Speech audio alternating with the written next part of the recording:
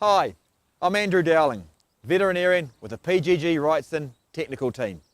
In this series of tech tip videos, we're going to be tailing lambs on Hamish's farm.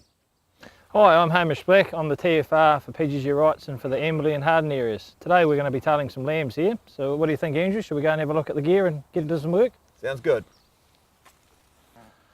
Right, Andrew, let's have a look and see what we've got in here for the gear we're going to use today. We'll start off first with our ear markers, nice and sharp from previous seasons, so they're ready to go. All right, and good to see, Hamish. You got your disinfectant all ready. So it'll be nice and clean so we don't cause an infection. We've got a set of our elastrators with a ring on it at the end, so that can be used for making the lamb into a crypt orchid or for obviously taking the tail off. So we want to make sure these are this season's rings, so they're nice and clean and we've got a lot of elasticity in them.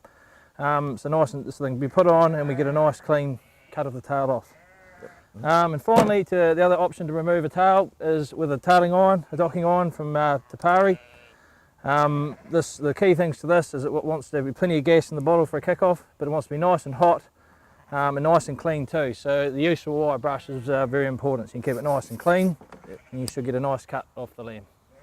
Right, looks like we're ready to go. We'll get into it, eh? Okay. So now that we've got the lambs in the cradle, the gear's checked, let's talk about tailing itself. Now, tailing is done to lambs for both animal welfare and animal management reasons. The tails are removed because often fecal material sticks to them, and these dags here become a real attractant for flies.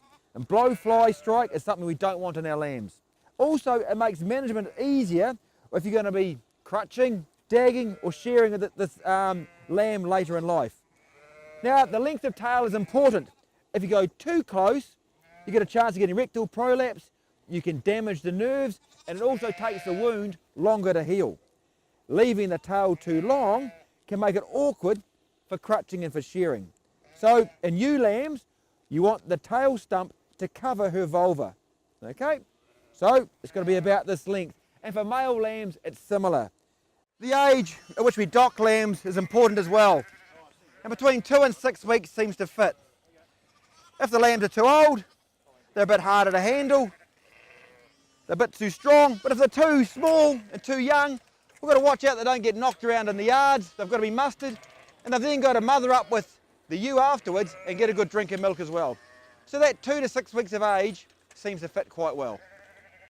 Thanks for joining us here in Amberley on this beautiful spring morning. If you'd like any more information on what we've looked at today, don't be afraid to contact your local store or TFR.